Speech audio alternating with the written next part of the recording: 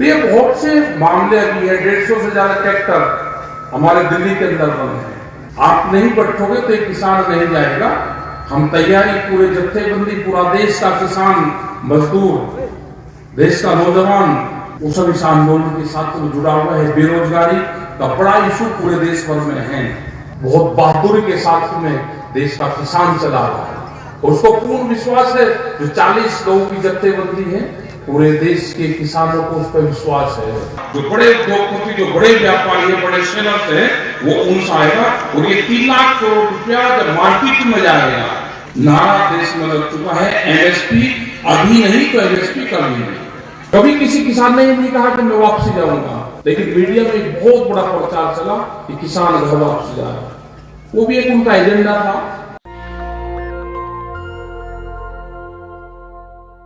सरकार कहती है कि हमने खरीद ली, चारों घटा दो, तो 4 लाख रुपया बची, 4 लाख करोड़ रुपया की फसलें और बचेगी। जो बाजार खरीदता है, जो हम कहते हैं कि व्यापारी ने खरीदी, इसको बाजार खरीदता है, वो सस्ते रेट में खरीदता है।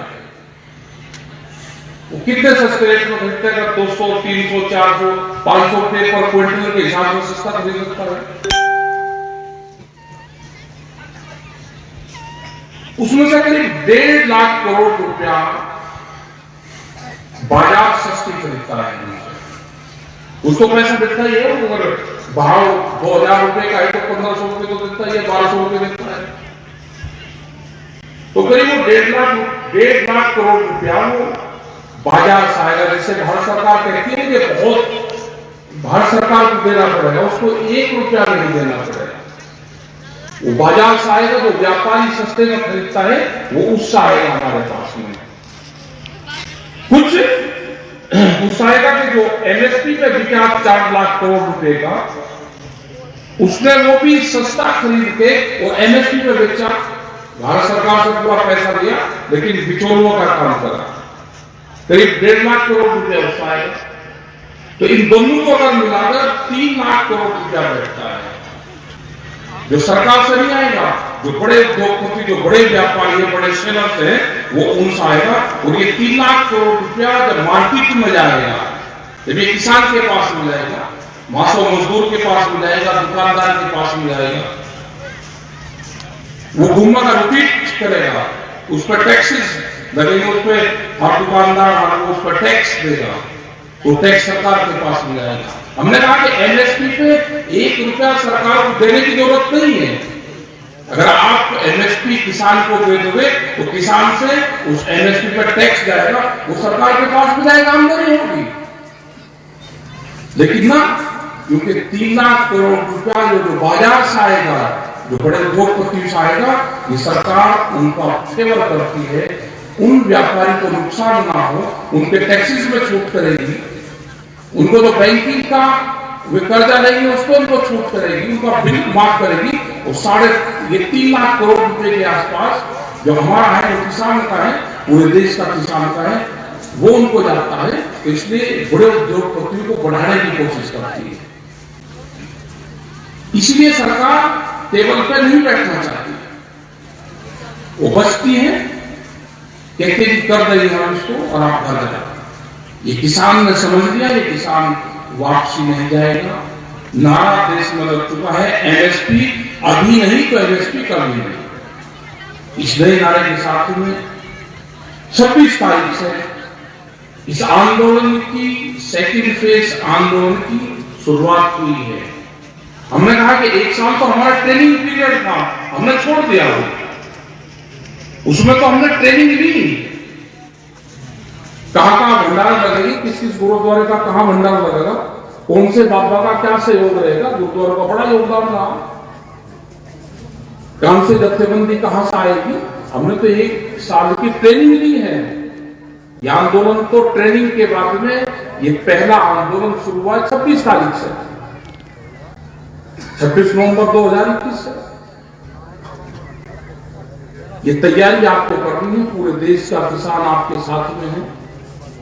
पंजाब से बहुत से जत्थेबंदी, बहुत से ट्रैक्टर, बहुत से लोग वो आ रहे हैं।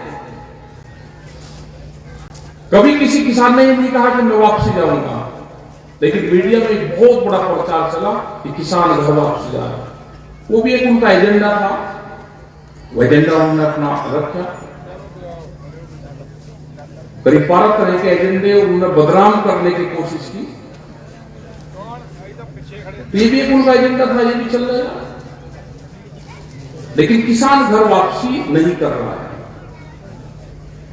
अभी हमारे मुकदमे हैं करीब 50,000 से ज्यादा मुकदमे हरियाणा के ऊपर है। उत्तर प्रदेश में भी 20,000 से ज्यादा केसेस हैं, उत्तराखंड में भी हैं, वो चाहे रेलवे के हो या बैरिकेडिंग तोड़ने के हो, या जो ट्रैक्टर जो लोग दिल्ली लेके गए ट्रैक्टर और गाड़ी उनके ऊपर पर्चे दर्ज हुए हो, उनको कोई वापसी लेकर नहीं आएगा। जो हमारे लोग शहीद हुए उनका कंपनसेशन का है।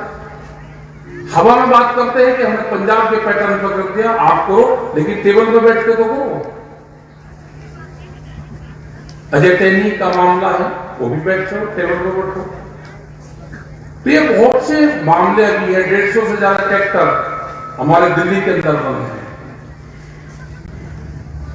आप नहीं बैठोगे तो एक किसान नहीं जाएगा। हम तैयारी पूरे जत्थेबंदी, पूरा देश का किसान मजदूर, देश का नौजवान, वो सब इस आंदोलन के साथ तो जुड़ा हुआ है। बेरोजगारी का बड़ा इशू पूरे देश भर में है। ये जमीन छीनने का एक बड़ा प्लान बनाया जा रहा है। आपने देखा भी होगा कि जो यहाँ पे उत्तराखंड में हुआ, उसकी भी नपाई पुलाई का नाम जरूर देते रहते हैं कि जमीन की नपाई करवा दो।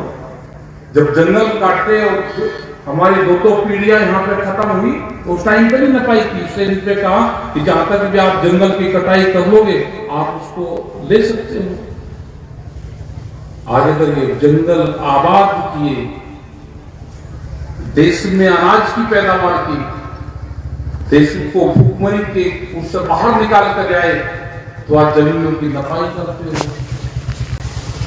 ये बड़े आंदोलन की जरूरत देश में है और वो आंदोलन चल रहा है। जो युवा पीढ़ी है नहीं जुड़ती थी, खेती किसानी आंदोलन से, ट्रैक्टर से वो दूर रहती थी। बड़ी गाड़ी का शौक उसको था, लेकिन इस आंदोलन से ये हो कि बड़ी गाड़ी छोड़ के उसने ट्रैक्टर का शौक शुरू किया। जो दिल्ली बहुत दूर लगती थी कि गाड़ी से कैसे जाएंगे, वे हमारे साथी, हमारे बच्चे वो ट्रैक्टर से दिल्ली तक गए।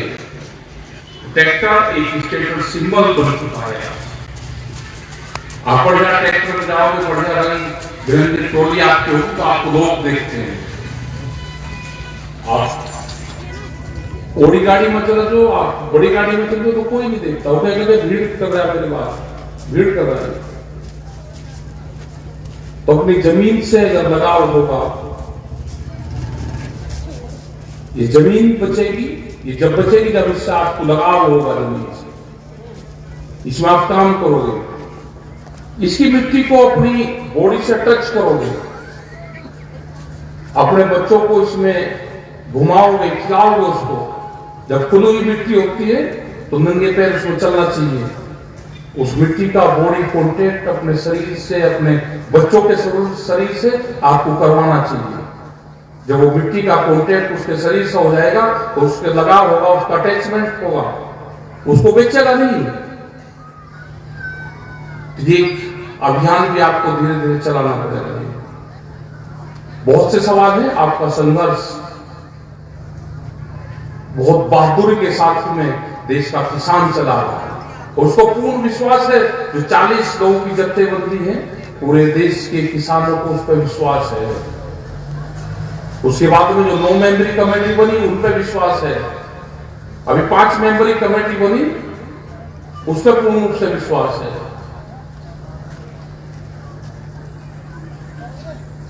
बहुत लोग ने टीवी ने कहा कि आपको नहीं रखा। हम तो कमेटी में रहते ही नहीं। हमने नाम आया था, हमने मने करती थी कि हमको बाहर रहने दो, बाहर हम बाहर से देखेंगे, हमको जनता में हमको रहने दो, आप काम करो। पूर्ण रूप से विश्वास इस देश की किसान का आप पे है। आप जो भी फैसला करोगे उसका ये देश का किसान मान लेगा। हम तो पंचों का मानते हैं, पंच परमेश्वर मानते हैं, पंच प्यारे का मानते हैं, उनको मानने वाले लोग हम हैं, हम गुरु परंपरा से जुड़े हुए लोग हैं। तो हमारा फिर आप सभी से ये है कि जो आपके आंदोलन है जो दिल्ली में चल रहे हैं, जैसे आप अपने खेत की रखवाल करते हो, ऐसे ही जो दिल्ली का आंदोलन है आप उसको भी निगाह रखो, उस पर रखवाल रखो, आते जाते हो, 4-5 दिन 8 दिन के लिए वहां पे जरूर रहो। ये नहीं कि एक दिन आया रात को फिर वहां से फिर गाड़ियों के साथ में आप भाग दौड़ करो। अगर कोई आदमी जा रहा है तो कम से कम 4-5 दिन 8 दिन रुक के आओ वहां पर। और ये जो आज का प्रोग्राम किया, जो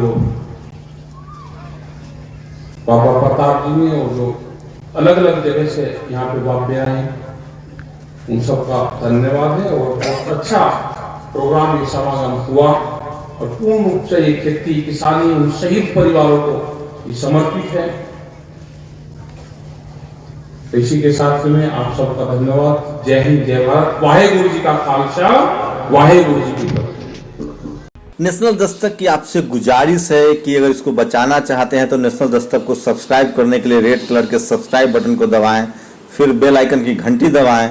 नेशनल दस्तक को बचाने के लिए बहुत जरूरी है कि हर खबर को शेयर करें, लाइक करें, कमेंट जरूर करें।